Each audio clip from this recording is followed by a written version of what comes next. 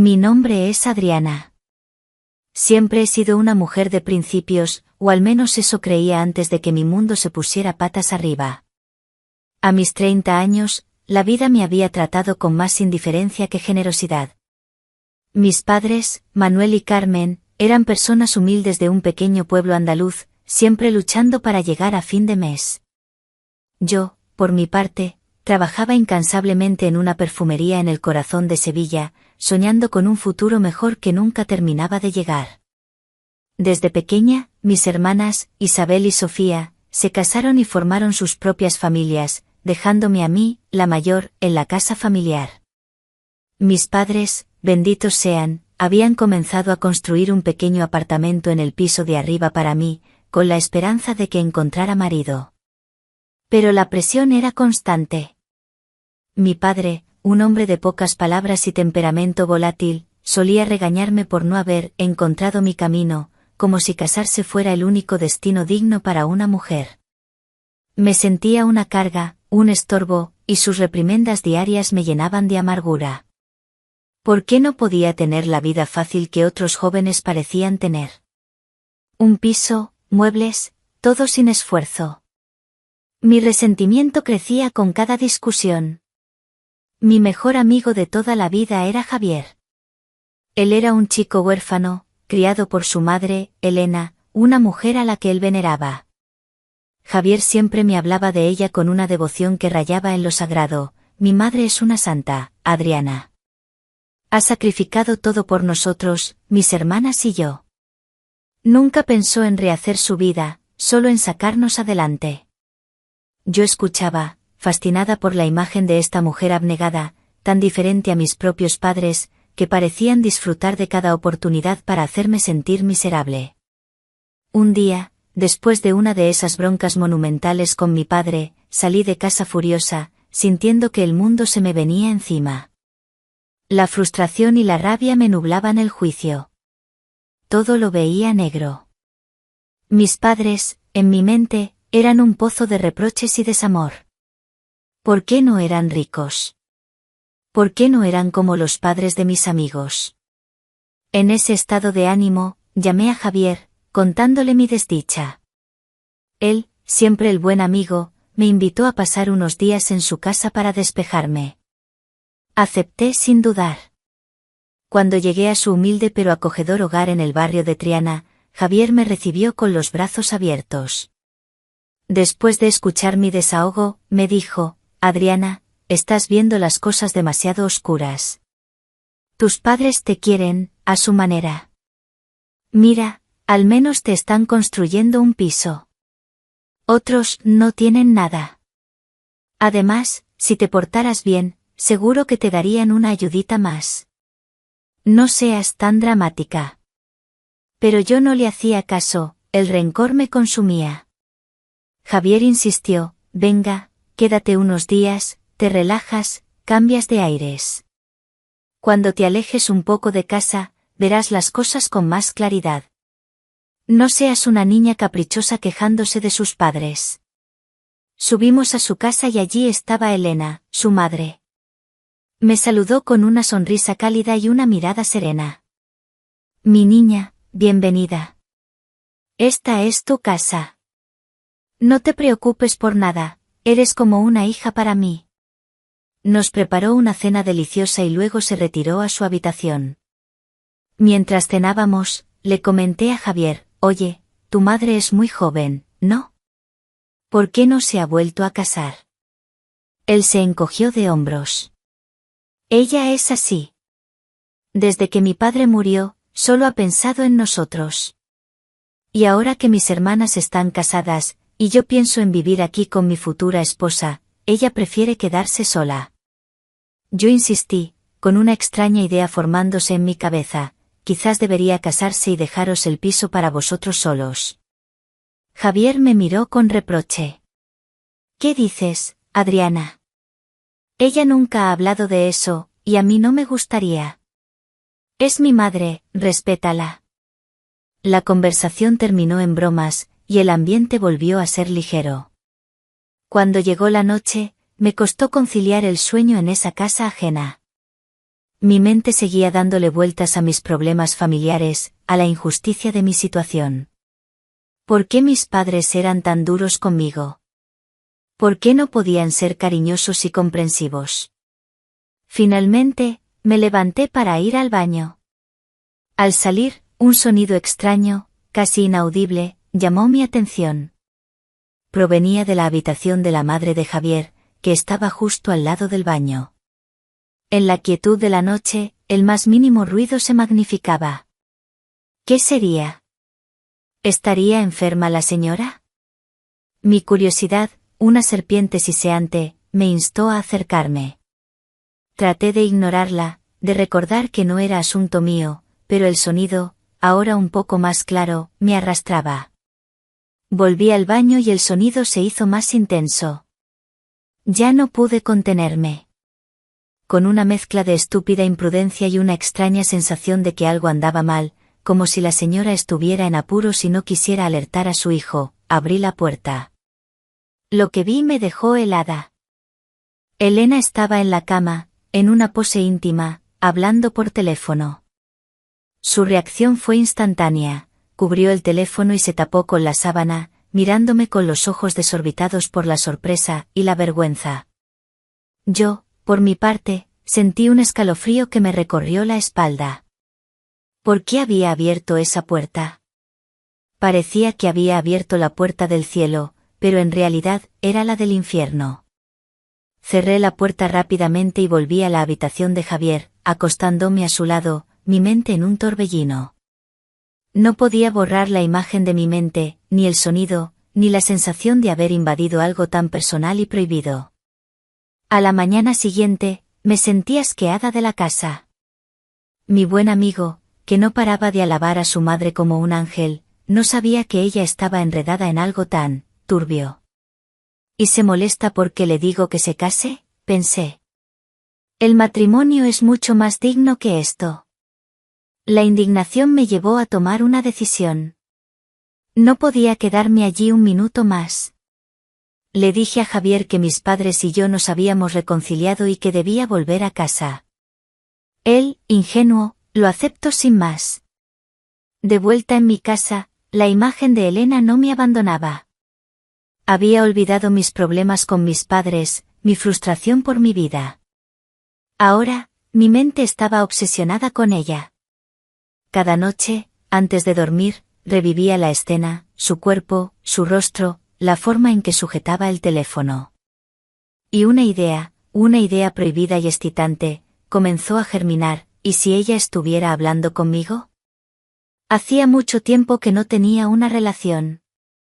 En la universidad, tuve un par de años de noviazgo, pero nunca hubo nada así.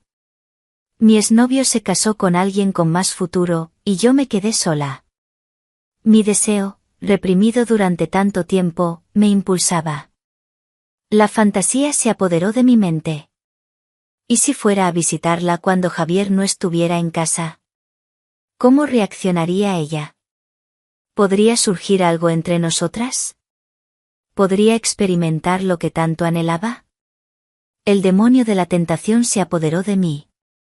Los días pasaban, el insomnio me consumía. La imagen de Elena, su cuerpo, su intimidad, me perseguía. Finalmente, tomé una decisión. Pediría el día libre en la perfumería para asegurarme de que Javier estuviera en el trabajo. Llamé a Javier y le dije que me sentía mal y necesitaba un día libre. Él, siempre comprensivo, me dijo que no me preocupara, que él avisaría en el trabajo. Colgué y me vestí, mi corazón latiendo con una mezcla de nerviosismo y excitación. Llegué a su puerta y llamé. Después de un momento, Elena abrió. Su rostro, al verme, se iluminó con una sonrisa que me desarmó. Adriana. ¡Qué alegría verte! Estaba loca por hablar contigo, por saber qué pasó.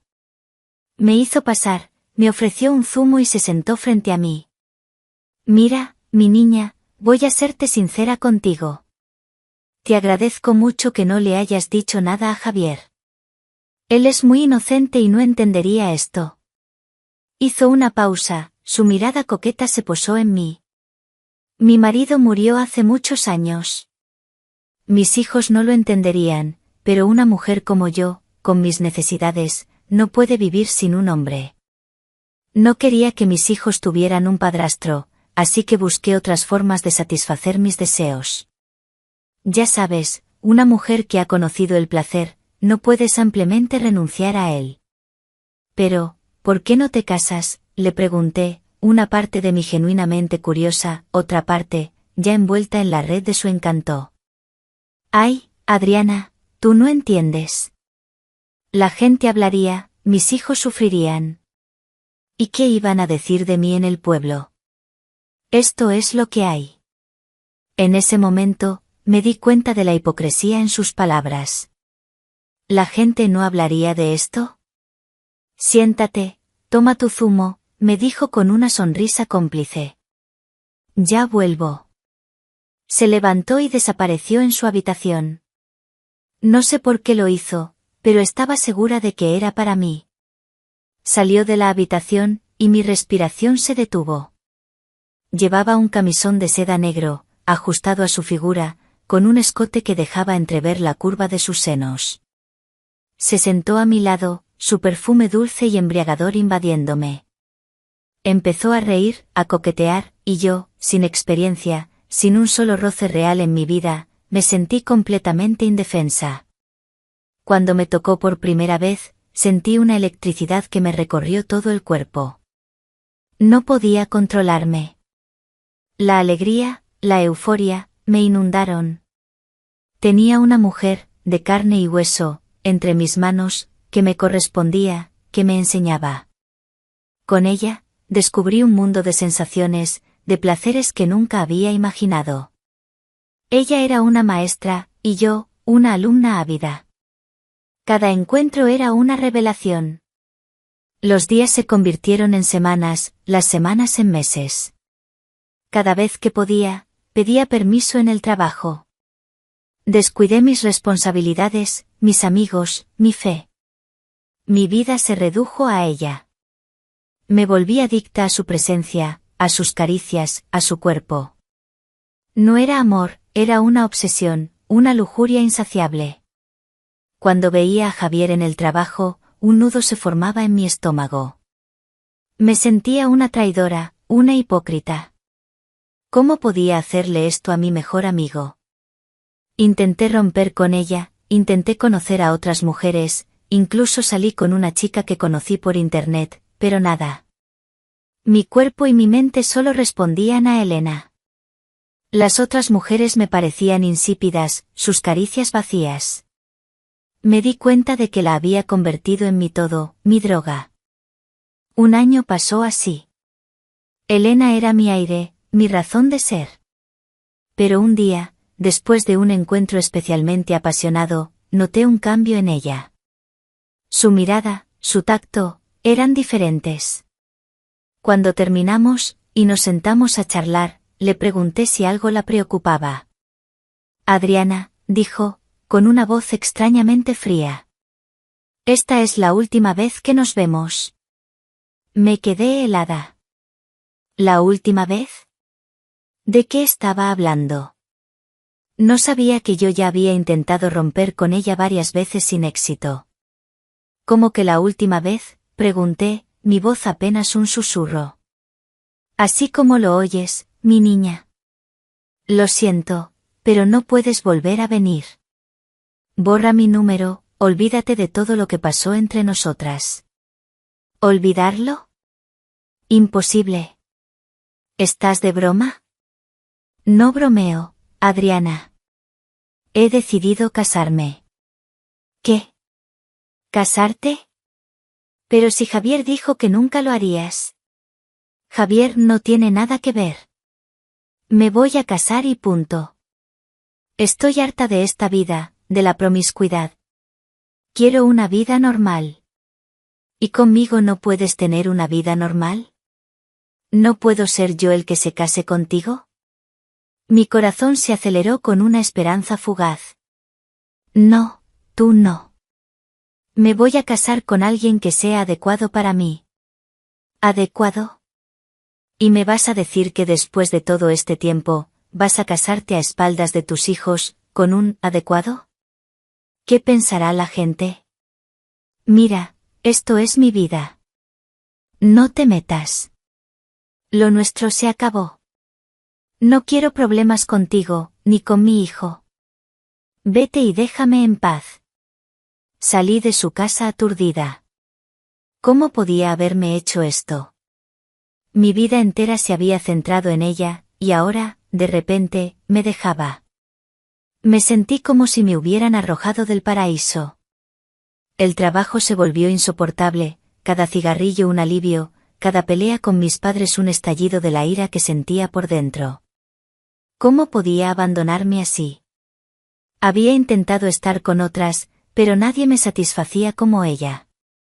¿Qué iba a hacer ahora? No podía preguntarle a Javier si su madre se había casado. Sabía que ella no le diría nada. Una extraña sensación de inquietud me invadió, una voz interior que me decía que algo no encajaba. Los días pasaron, ardiendo en la hoguera de mi desesperación. No podía sacarla de mi mente. Cada vez que cogía el teléfono, esperaba su llamada, sus mensajes. Pero el teléfono permanecía en silencio, un vacío que se burlaba de mi deseo. Después de 2 semanas de tortura, no pude más. Necesitaba saber. ¿Se había casado de verdad? ¿Qué había pasado? ¿Por qué me había abandonado de esa manera, sin explicación? Sin pensarlo 2 veces, como si fuera una rutina, pedí el día libre, me aseguré de que Javier estuviera en el trabajo, y me dirigí a su casa. Llamé a la puerta una y otra vez. Su teléfono no respondía. Finalmente, abrió la puerta. Su rostro, pálido y con los ojos dilatados, me decía que no estaba sola. ¿Quién está aquí?, le pregunté, mi voz un gruñido. Nadie, estaba durmiendo, respondió, intentando sonar casual. ¿Durmiendo? Tu cara dice lo contrario. ¿Qué quieres? Ya te dije que no volvieras, que todo terminó. Quiero saber por qué me dejaste. Dime la verdad. ¿Te casaste? No, todavía no. ¿Qué quieres de mí? Quiero entrar, quiero hablar contigo. Quiero que me digas la verdad, ahora mismo, por las buenas o por las malas. Ella intentó cerrarme la puerta en la cara, gritando, «¿Estás loco? ¿Qué juego es este? Te dije que no quería saber nada de ti. No es un juego, y no es tu decisión jugar conmigo y luego abandonarme así. Hay alguien aquí, ¿verdad? Reconozco tu cara cuando haces esas cosas». Su ropa estaba desaliñada, un camisón debajo de una bata que no cubría mucho. Algo andaba muy mal. Sabía que no era mi asunto, pero la rabia, la traición que sentía, me consumían. Entré a la fuerza en la casa, ignorando sus gritos y sus súplicas de que me fuera antes de que armara un escándalo. Corrí por la casa como un poseso hasta que abrí la puerta de su dormitorio. Lo que vi me hizo vomitar el alma. 2 hombres. 2. No era un marido, era una orgía. ¿Quiénes son estos?, le grité, la voz cargada de un dolor que no era mío, sino de una criatura herida. ¿Es este tu marido? ¿Y el otro, es un regalo? ¿Qué demonios es esto? No es asunto tuyo. Vete de aquí. Estás loco, gritó ella, intentando empujarme. Sí, estoy loco. ¿Quieres que llame a tu hijo? ¿O a tu marido, para que vean lo que está pasando aquí? No puedo creer lo que haces, susurró ella, su voz temblaba. La ira se apoderó de mí. No sentía nada por esos hombres, pero eran ellos quienes me habían arrebatado mi única adicción, mi único consuelo. Sin pensarlo, agarré un extintor que estaba en el pasillo y me abalancé sobre ellos. Uno cayó al suelo con un solo golpe. El otro intentó huir, pero lo alcancé y lo golpeé repetidamente hasta que también se desplomó. Cuando terminé, Elena me miró con horror. ¿Qué has hecho? ¿Qué desastre has provocado? ¿Qué voy a hacer ahora? Tú no vas a hacer nada, mami. Soy yo quien va a hacer algo. En un trance, como si una fuerza superior me poseyera, tomé su teléfono y marqué el número de la policía. Les di la dirección, confesé el crimen. En poco tiempo, llegaron. Elena y yo estábamos sentadas en el salón, los dos hombres inertes en el suelo. Sus ojos me miraban, llenos de terror, temblorosa, llorando, sin saber a dónde ir. ¿Por qué no la toqué a ella? No lo sé. Solo me quedé allí, de pie, mi crimen consumado. Mi vida, mi existencia, todo se reducía a este momento. A ir a la cárcel por un asesinato. Y yo mismo me había entregado. Esa mujer había sido una maldición, una plaga que había entrado en mi vida y que solo se iría con una tragedia. La policía nos llevó. Conté toda la verdad, sin reservas. Ya no tenía nada que perder. Me había perdido a mí mismo. Ella lo negó todo al principio, pero las pruebas, mi testimonio, la hicieron confesar. Lo más doloroso fue ver a sus hijos, especialmente a Javier. No podían creer que su madre fuera capaz de algo así. No podían aceptar que la mujer que idolatraban fuera una ramera, como la llamaron algunos. Javier me miró con una mezcla de incredulidad y traición que me desgarró el alma. Pero ya no me importaba. Mis problemas con mis padres, mis frustraciones, todo se había desvanecido. En cuestión de minutos, me convertí en un asesino, encerrado en una celda, esperando mi condena a muerte. Todo comenzó con una fantasía, un capricho, una pequeña transgresión. Una idea que me susurró el diablo, y yo, débil, me dejé llevar.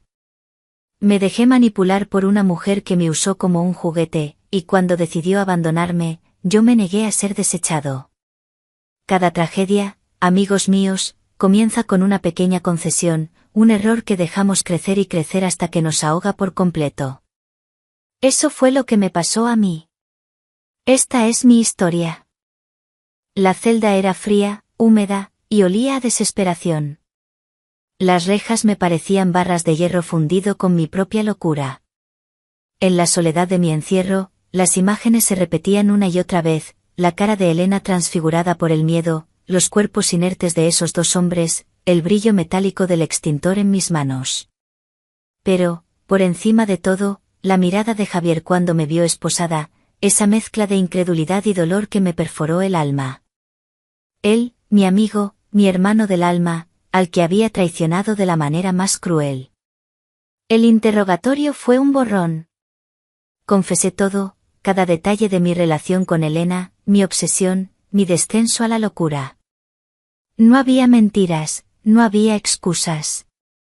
Solo una verdad cruda y dolorosa. Los detectives, hombres curtidos por el lado oscuro de la vida, me escuchaban con una mezcla de lástima y asco. Sabía que mi destino estaba sellado.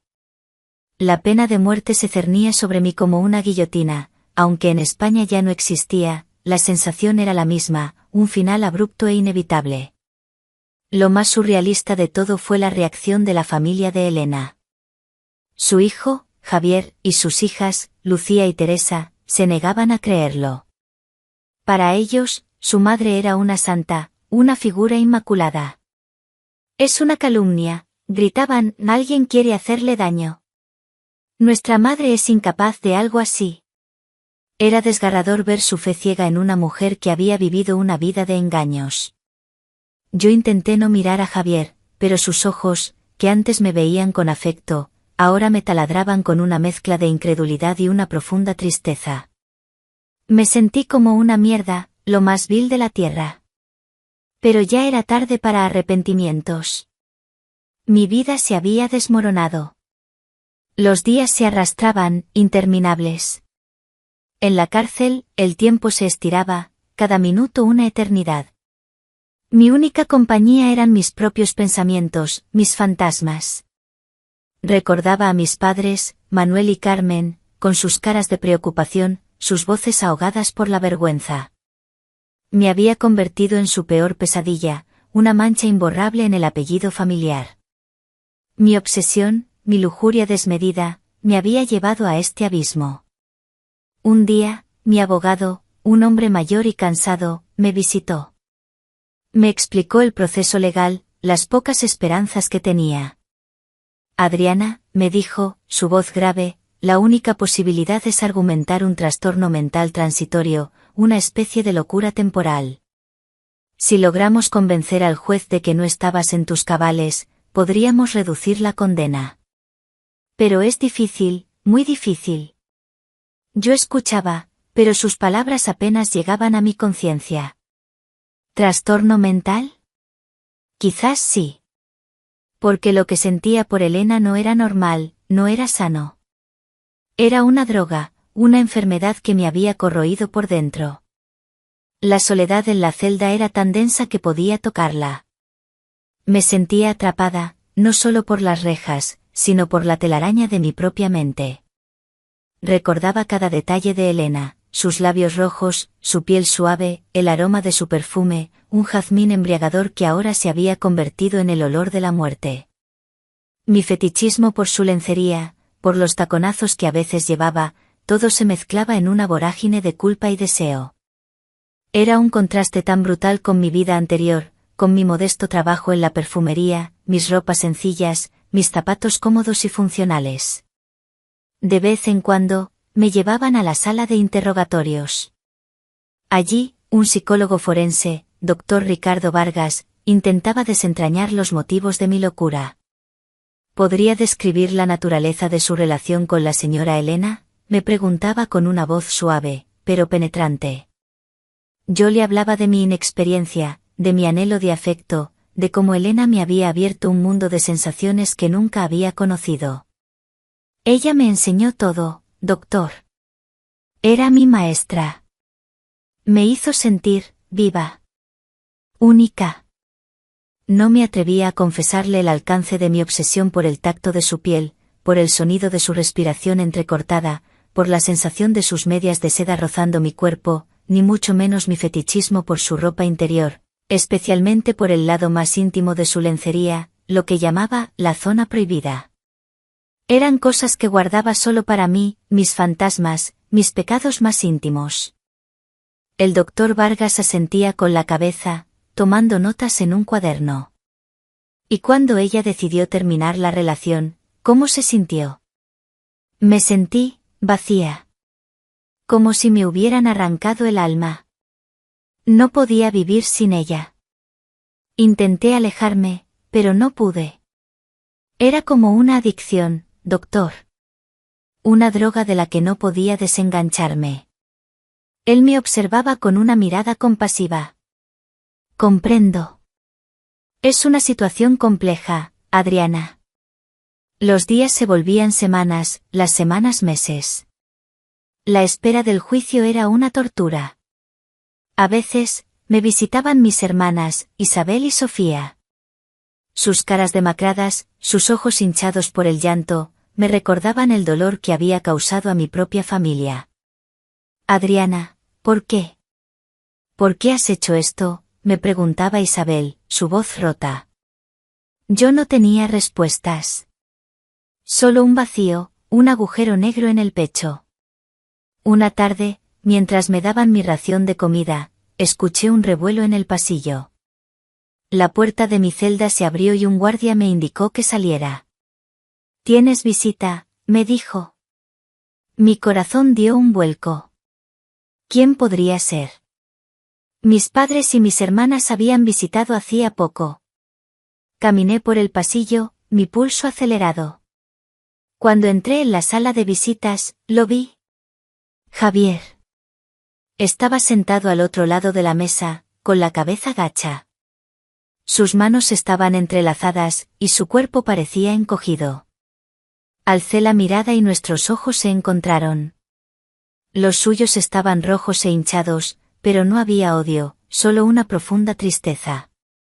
Un silencio pesado llenó la sala, roto solo por el murmullo de las otras visitas.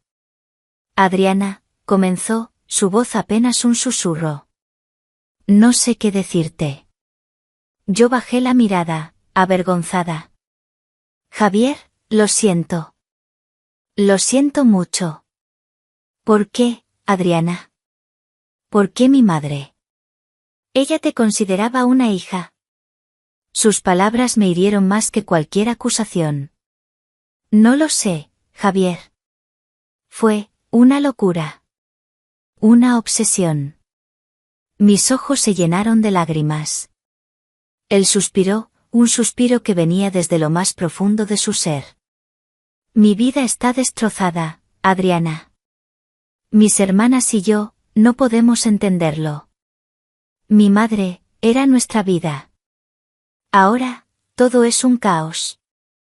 La gente del barrio nos mira, nos juzga. Hemos tenido que mudarnos de Triana. Sentí un escalofrío. Me había imaginado el daño, pero escuchar el precio real me destrozó. Sé que no hay perdón para lo que hice, dije, mi voz quebrada. Pero quiero que sepas que me arrepiento. Cada minuto de cada día. Javier me miró a los ojos, una mirada que nunca olvidaré. Adriana, mi madre no es la santa que yo creía. Eso lo sé ahora. Pero lo que hiciste, no puedo entenderlo. ¿Cómo pudiste hacerle esto a alguien que confió en ti, a alguien que te abrió las puertas de su casa? Sus palabras eran dagas que se clavaban en mi corazón. La verdad era que, en mi obsesión, no había pensado en las consecuencias, no había pensado en Javier, en su dolor, en la destrucción que causaría. De repente, Javier se puso de pie. No puedo más, Adriana. Necesito tiempo. Necesito entender. Se dio la vuelta y se fue, dejándome sola de nuevo con mis demonios. Su visita, lejos de traerme paz, me había sumido en una agonía aún mayor. La culpa, que ya era un peso insoportable, se multiplicó. Había destrozado la vida de mi mejor amigo, de la persona que más se preocupaba por mí en el mundo. La sombra de mi crimen se extendía, no solo sobre mí, sino sobre todos los que me rodeaban. En la oscuridad de mi celda, me acurruqué en la cama, intentando encontrar algo de consuelo. Pero no había consuelo, solo un vacío que me devoraba. La imagen de Elena, con su camisón de seda, se desvanecía, reemplazada por las caras de los hombres que había matado, por el rostro destrozado de Javier. Había cruzado una línea, y ahora estaba pagando el precio. Un precio demasiado alto. ¿Podría alguna vez encontrar la redención? La respuesta, en la oscuridad, era un eco lúgubre. Mi historia, la de Adriana, la chica de la perfumería, había terminado en tragedia, un reflejo de los peligros de la obsesión y el deseo descontrolado. Pero, ¿era realmente el final? Los meses se arrastraban, difuminándose en una neblina de desesperación. La celda se había convertido en mi universo, un espacio claustrofóbico donde mis pensamientos rebotaban contra las paredes de piedra. El juicio era una espada de Damocles que pendía sobre mi cabeza, y cada día que pasaba, la esperanza de una sentencia menos severa se desvanecía. Mi abogado seguía insistiendo en la defensa de la locura transitoria, pero hasta él parecía perder la fe. La rutina de la cárcel era monótona, brutal. Despertaba con el sonido de las llaves, el chirrido de las puertas, el murmullo de las voces. El desayuno, siempre el mismo, pan duro y café aguado. Luego, el patio, un cuadrado de cemento donde otras reclusas, mujeres con vidas rotas como la mía, caminaban en círculos, como animales enjaulados. Sus ojos, vacíos, reflejaban el mismo abismo que sentía dentro de mí.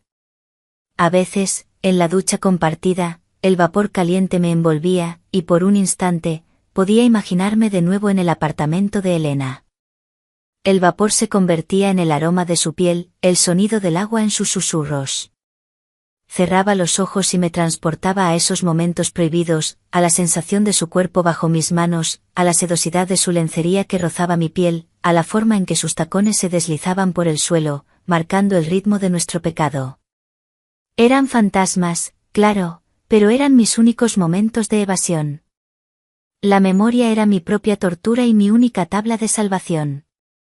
Los psicólogos de la prisión continuaban sus evaluaciones, intentando armar el rompecabezas de mi mente. La doctora Pilar Ruiz, una mujer con ojos compasivos pero firmes, se había unido al equipo. Ella me hablaba de trastornos de apego, de adicciones emocionales, de la forma en que mi inexperiencia y mi necesidad de afecto me habían llevado a desarrollar una obsesión enfermiza por Elena.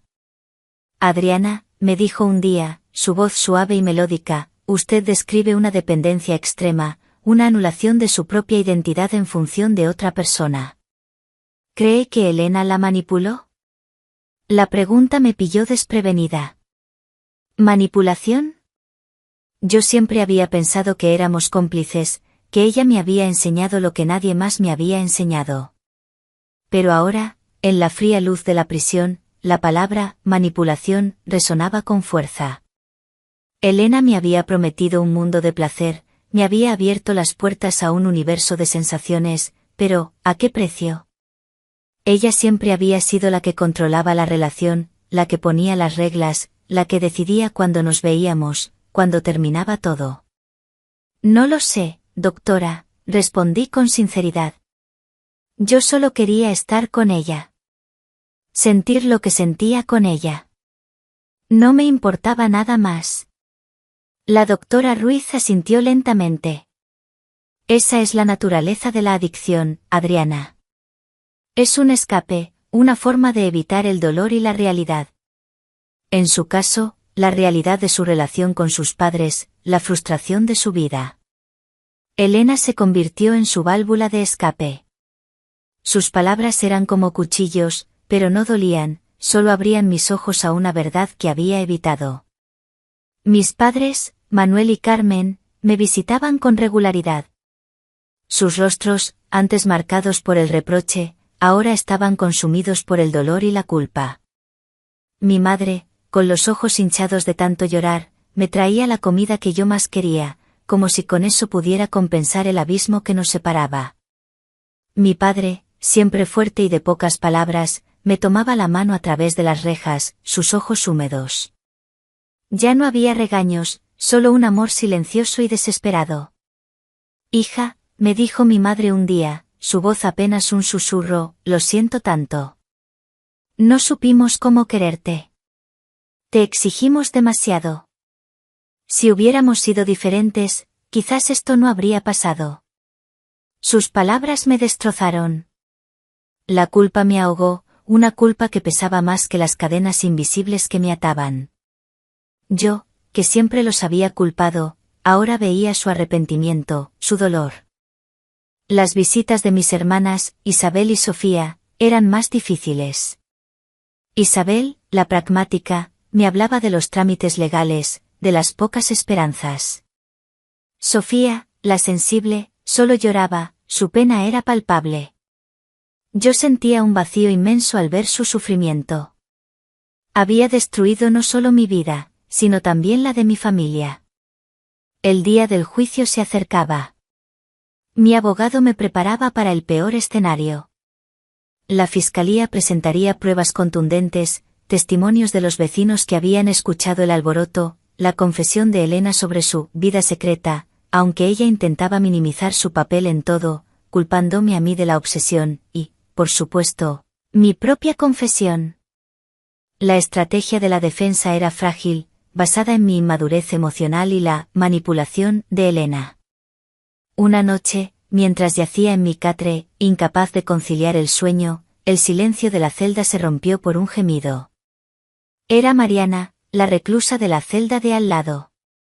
Una mujer de unos 40 años, con una historia tan trágica como la mía, si no más. Había matado a su marido después de años de abuso. Su voz, ronca y cargada de dolor, me habló en la oscuridad. ¿No puedes dormir, chica?, me preguntó. No, respondí. Los fantasmas no me dejan. Yo sé de eso, dijo ella. También tengo los míos. Y así, en la oscuridad de la prisión, Mariana y yo empezamos a hablar.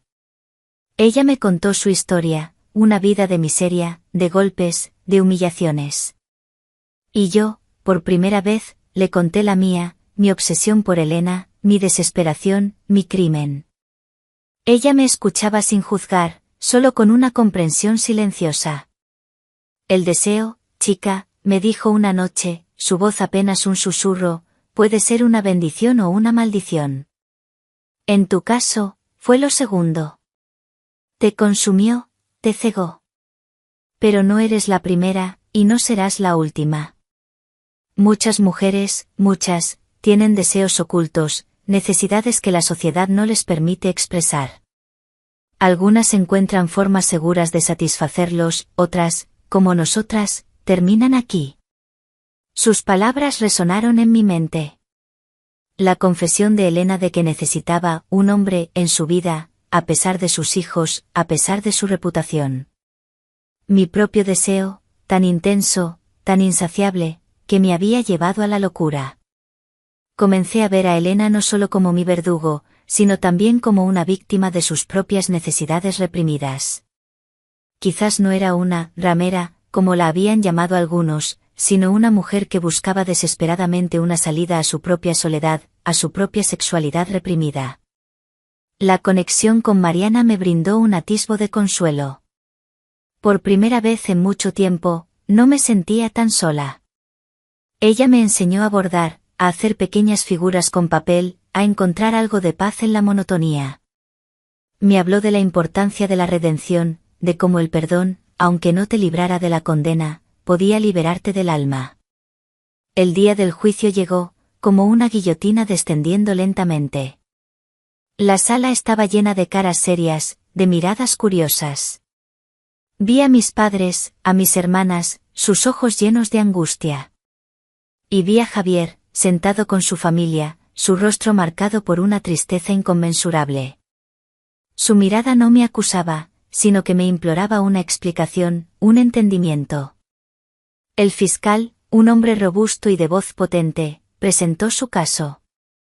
Las pruebas, las fotografías, los testimonios, todo apuntaba a mi culpabilidad.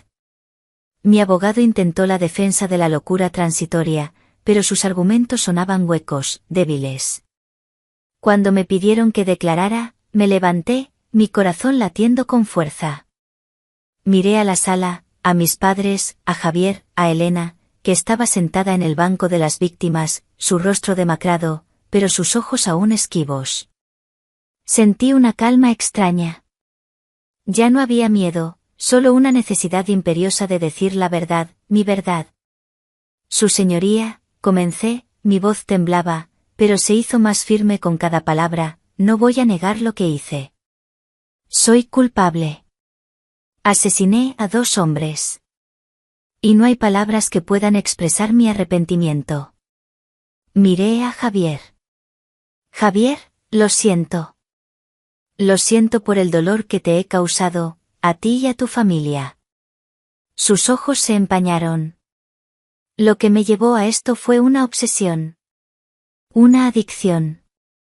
Elena me abrió las puertas a un mundo que yo no conocía. Me hizo sentir viva. Y cuando me lo arrebató, no pude soportarlo. No puedo justificar mis acciones, pero quiero que entiendan que yo también fui una víctima, víctima de mi propia inexperiencia, de mi propia necesidad de afecto. Y víctima de una pasión que me consumió. El fiscal interrumpió, molesto por mi discurso. Objeción, su señoría. La acusada está intentando justificar un doble homicidio. El juez, un hombre mayor y sabio, me permitió continuar. Continúe, señorita Adriana. Entiendo que no hay excusas para lo que hice, dije, mis ojos fijos en Elena. Ella evitó mi mirada. Pero quiero que sepan que el deseo, cuando no se controla, cuando se convierte en una obsesión, puede destruir vidas. No solo la mía, sino la de todos los que me rodean. Y ahora, aquí, en esta celda, estoy pagando el precio. Un precio demasiado alto para un momento de locura. Pero quizás, solo quizás, mi historia sirva como advertencia. Una advertencia sobre los peligros de los deseos prohibidos, de las pasiones que nos arrastran al abismo. La sala quedó en silencio. Mi voz, aunque pequeña, había llenado el espacio con una verdad cruda. El juez me miró con una expresión indescifrable. El futuro seguía siendo incierto, pero por primera vez, sentí un peso menos en mi corazón. Había hablado. Había confesado. Había intentado explicar lo inexplicable. El veredicto aún estaba por llegar, pero mi alma, por fin, respiraba un poco. El infierno, quizás, ya había empezado a convertirse en purgatorio. El veredicto llegó, pesado como una lápida. 25 años de prisión. No fue la pena de muerte, ni la cadena perpetua, pero para mí, la vida tal como la conocía había terminado. El juez, con una voz grave que resonaba en la sala, dictó la sentencia, haciendo hincapié en la gravedad de los hechos, pero también en la circunstancia atenuante de perturbación mental transitoria, un resquicio legal que mi abogado había logrado forzar. La doctora Pilar Ruiz y el doctor Ricardo Vargas habían testificado, sus palabras profesionales y desapasionadas, pintando un cuadro de una mente vulnerable, arrastrada por una obsesión. En ese momento, al escuchar la condena, sentí una extraña mezcla de alivio y desesperación. Alivio porque no moriría, desesperación porque la vida que me esperaba era una prisión, una existencia entre rejas. Miré a mis padres, Manuel y Carmen, sus rostros arrugados por el llanto, pero con un atisbo de alivio en sus ojos. Se aferraban a la esperanza de que algún día, yo saldría. Mis hermanas, Isabel y Sofía, se abrazaron, aliviadas pero destrozadas. Y luego, mis ojos se encontraron con los de Javier. Él estaba allí, en primera fila, su cara pálida, sus ojos todavía rojos. No había alegría en su mirada, solo una tristeza profunda, una herida que nunca sanaría. Su madre, Elena, no estaba. Había testificado en contra mía, distorsionando la verdad, presentándose como una víctima inocente. Pero el tribunal había visto más allá de su fachada, gracias en parte a las pruebas y a mi propia confesión honesta. Aún así, ella se libró de cualquier acusación, dejando solo un rastro de destrucción.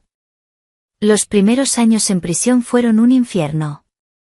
La culpa me carcomía, el arrepentimiento era una espina clavada en mi alma. Me asaltaban pesadillas, imágenes recurrentes de los cuerpos inertes de esos hombres, de la cara de Elena transfigurada por el miedo. Dormía poco, y cuando lo hacía, era un sueño agitado, lleno de fantasmas. La rutina de la cárcel se convirtió en mi única ancla. Me aferré a ella como a un salvavidas. Trabajaba en la lavandería, planchando uniformes sucios, el vapor caliente quemándome las manos, pero el calor me recordaba a esos momentos con Elena, y la culpa me volvía a corroer. Mariana, mi compañera de celda, se convirtió en mi confidente, mi única amiga. Ella, con su sabiduría forjada en el dolor, me ayudó a sobrellevar el peso de mi condena. El arrepentimiento es el primer paso, chica, me dijo una noche, mientras bordábamos juntas. Pero no te puedes quedar ahí. Tienes que perdonarte a ti misma. Es un camino largo, pero es el único que te llevará a la paz. Aprendí a leer, a sumergirme en las historias de otros, a escapar de mi propia realidad a través de las palabras. Leí sobre mujeres fuertes, sobre el deseo y la liberación, sobre las consecuencias de las pasiones desatadas. En los libros encontré consuelo, entendimiento, y una forma de procesar mi propia historia. Recuerdo una ocasión, una visita de mis padres. Mi madre me llevó un paquete de revistas de moda, sabiendo mi antiguo amor por la ropa y los accesorios. Abrí una, y la imagen de una mujer con unos tacones de aguja altísimos y un vestido de seda que se ceñía a su cuerpo me transportó instantáneamente al pasado. Sentí una punzada de mi antiguo fetichismo, un deseo que creía muerto, pero que seguía latente en las profundidades de mi ser. Mis manos temblaron al pasar la página, y la imagen se desvaneció, reemplazada por la cruda realidad de mi uniforme gris y mis zapatos toscos. La contradicción era abrumadora. Los años pasaron. 1, 2, 5, 10. Mi cuerpo cambió, mi espíritu se templó. El dolor no desapareció, pero se hizo más manejable. Aprendí a vivir con mis fantasmas, a reconocerlos como parte de mí, pero sin dejar que me consumieran. Mis padres, ya mayores, seguían visitándome, sus rostros surcados por las arrugas, pero sus ojos aún brillaban con un amor incondicional. Isabel y Sofía venían con sus hijos, ahora adolescentes, que me miraban con una mezcla de curiosidad y respeto. Les conté mi historia, adaptada, claro, la de una tía que cometió un error terrible y estaba pagando por ello. Quería que entendieran que las decisiones, incluso las que parecen insignificantes, tienen consecuencias. Un día, recibí una carta de Javier. Mi corazón se encogió al ver su letra familiar. La abrí con manos temblorosas. Adriana, decía la carta, ha pasado mucho tiempo. No sé si recordarás mi visita a la cárcel. Te escribo porque creo que es hora de que sepas algunas cosas. Mi madre murió hace unos meses. De una enfermedad repentina. No pude despedirme como hubiera querido. Y no sabes el peso que llevo encima. Ella nunca me dijo la verdad completa. Siempre mintió, hasta el final. No quiero justificar lo que hiciste, Adriana, pero ahora entiendo un poco más. Ella era una mujer complicada, llena de secretos. Descubrí muchas cosas después de su muerte. Cosas que me hicieron dudar de todo lo que creía. No te culpo por todo, Adriana. Y te perdono. Es un proceso, pero lo hago. Espero que tú también encuentres la paz. Tu amigo, Javier. Las lágrimas corrieron por mi rostro, un torrente de pena y alivio. Elena había muerto. Y Javier me había perdonado. Era un regalo inesperado, un bálsamo para mi alma atormentada. Su perdón, el de la persona a la que más había dañado, era mi mayor redención. A partir de ese día, algo cambió en mí. Me sentí más ligera, como si una pesada cadena se hubiera roto. Me volví más activa en la prisión, ayudando a otras reclusas, enseñándoles a leer y a bordar, compartiendo mi propia historia como una advertencia. Me convertí en una especie de consejera, una voz de la experiencia para las recién llegadas. Les hablaba de la trampa del deseo, de cómo las pasiones descontroladas podían destruir vidas, de la importancia de la autoaceptación y el perdón. Con el tiempo, comencé a escribir.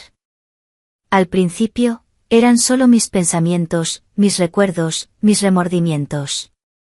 Pero luego, empecé a transformar mi historia en un relato, en una novela que narraba el descenso a la oscuridad de una joven y su lucha por la redención.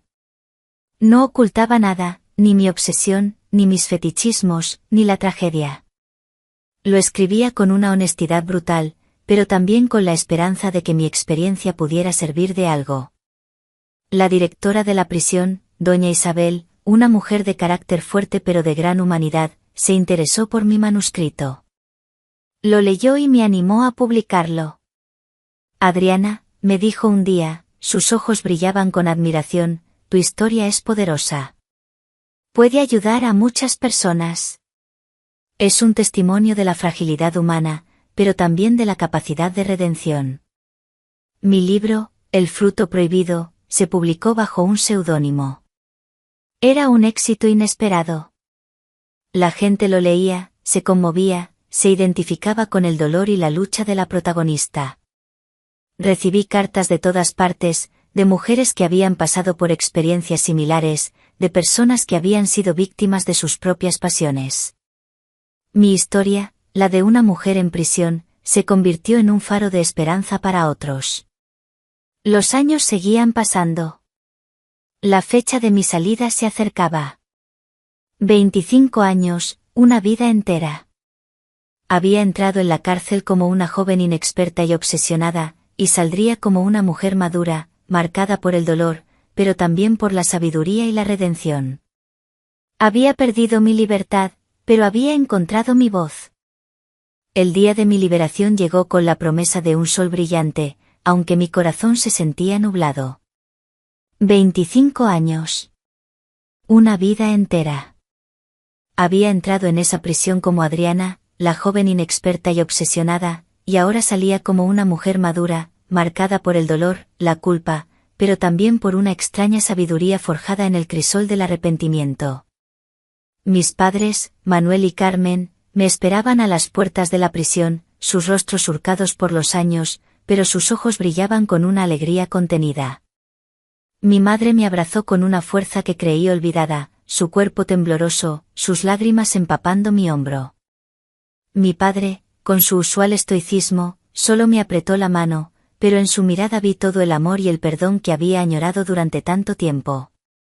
Mis hermanas, Isabel y Sofía, estaban allí también, con sus hijos, ahora adultos jóvenes que me miraban con una mezcla de curiosidad y respeto. Era un reencuentro agridulce, un recordatorio de todo lo que había perdido y de lo poco que me quedaba. La vida fuera de la prisión era un mundo nuevo y extraño. La tecnología había avanzado a pasos agigantados, las ciudades habían crecido, las costumbres habían cambiado. Yo, una mujer de 40 y tantos años, me sentía como una extranjera en mi propia tierra. El bullicio de Sevilla, que antes amaba, ahora me abrumaba. Mis padres, a pesar de su edad, me habían preparado el pequeño apartamento en el piso de arriba, el mismo que habían comenzado a construir para mí hace tantos años. Era modesto, pero acogedor, lleno de recuerdos y de un amor que ahora apreciaba más que nunca. Colgamos fotos de la familia, de cuando yo era niña, de mis hermanas y sus hijos. Me sentía una extraña en mi propio hogar, pero una extraña amada. Mi libro, El fruto prohibido, bajo el seudónimo de A. Morales, se había convertido en un éxito. La editorial me había enviado los derechos y las regalías a la prisión, y ahora, con mi libertad, podría gestionarlo todo. Doña Isabel, la exdirectora de la prisión, me había ayudado a contactar con una buena agencia literaria en Barcelona que gestionaría mis futuras publicaciones. Mi historia, la de una mujer caída en desgracia, había tocado el corazón de miles de personas. Las entrevistas con los medios de comunicación comenzaron casi de inmediato. Los periodistas, curiosos por conocer a la autora detrás de la impactante novela, me buscaban. Mi abogado me había aconsejado mantener un perfil bajo, pero yo sentía la necesidad de contar mi verdad, de usar mi voz para advertir a otros. Hablé de mi pasado, de mi obsesión por Elena, de la tragedia. Fui honesta, vulnerable, y la gente lo apreció. Mi historia se convirtió en un ejemplo de cómo el deseo descontrolado puede llevar a la destrucción, pero también de cómo el arrepentimiento y el perdón pueden abrir un camino hacia la redención. Durante una de esas entrevistas, un reportero me preguntó, ¿sigue usted sintiendo ese tipo de deseo, señorita Morales? ¿Esos fetichismos, como los describe en su libro? Mi corazón dio un vuelco. No había hablado públicamente de mis fetichismos más íntimos, pero en el libro, de forma sutil, los había dejado entrever. Respiré hondo y respondí con sinceridad. El deseo es una fuerza poderosa, señor. Puede ser hermoso y destructivo a la vez. Lo que sentí por Elena fue una obsesión que me llevó a la locura. Aprendí que la verdadera intimidad no está en la posesión, sino en el respeto y la conexión genuina. Evité el tema de los fetichismos, porque eran algo que aún me costaba entender y aceptar. A pesar de mi nueva vida como autora, la sombra de mi pasado siempre me seguía. La gente me reconocía por la calle, algunos con curiosidad, otros con lástima, y unos pocos, con una mirada de juicio. Yo había perdido mi nombre, mi identidad, para convertirme en la mujer del fruto prohibido. Una tarde, mientras paseaba por el parque de María Luisa, un lugar que me traía tantos recuerdos de mi juventud, vi a un hombre sentado en un banco, con la cabeza gacha. Era Javier. Había envejecido, su cabello se había vuelto gris, pero su perfil seguía siendo el mismo. Me acerqué a él, mi corazón latiendo con fuerza. Javier, dije, mi voz suave. Él levantó la mirada y sus ojos se abrieron con sorpresa. Adriana, ¿eres tú? Nos sentamos en silencio, el peso de nuestro pasado flotando en el aire. Leí tu carta, Javier, dije finalmente. Gracias. Por el perdón. Él asintió, sus ojos fijos en el horizonte. Mi madre, ella era así. No era la santa que yo creía, pero la amaba a mi manera. Hizo una pausa. Y tú, Adriana, también te quise mucho. Eras mi mejor amiga. Sus palabras me dolieron, pero también me liberaron. El perdón de Javier era el bálsamo que necesitaba para mi alma. ¿Cómo estás, Javier?, le pregunté. Bien, supongo, respondió. Mis hermanas y yo hemos reconstruido nuestras vidas. Pero la sombra de lo que pasó siempre estará ahí.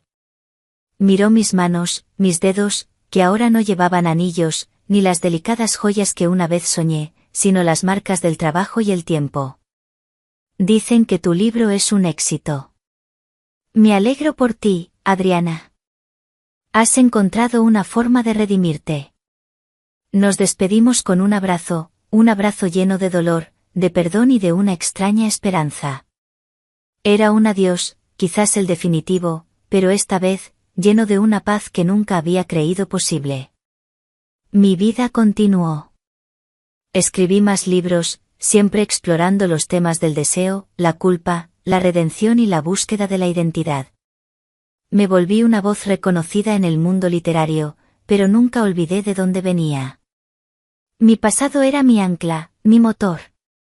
Un día, recibí una carta de una mujer. Una mujer que había leído mi libro y que se sentía identificada con mi historia. Ella vivía en un pueblo remoto de México, y su carta estaba llena de una desesperación familiar, de un deseo reprimido, de un matrimonio sin amor. Sus palabras me recordaron a mi propia juventud, a mi propia sed de algo más. Ella me pedía consejo, una guía, una luz en su oscuridad. La carta terminaba con una frase que me heló la sangre: siento que estoy al borde de un abismo, Adriana. Necesito una señal. Necesito saber que hay otra salida. Si no la encuentro, me temo que mi historia terminará como la tuya. Mi corazón dio un vuelco. El eco de mi propio pasado resonaba en esas palabras. Una nueva vida, un nuevo camino, o la misma tragedia repitiéndose. La oscuridad no se disipa, solo se transforma. Mi historia había terminado, pero, ¿había realmente terminado para otros? La carta de esa mujer mexicana me dejó una profunda inquietud. ¿Era mi responsabilidad intervenir? ¿Podía mi experiencia salvar a otra alma de caer en el mismo pozo sin fondo? Las preguntas me asaltaban, el peso de una nueva elección se cernía sobre mí. ¿Mi redención sería completa solo si lograba evitar que la tragedia se repitiera? La respuesta, como el destino, era incierta.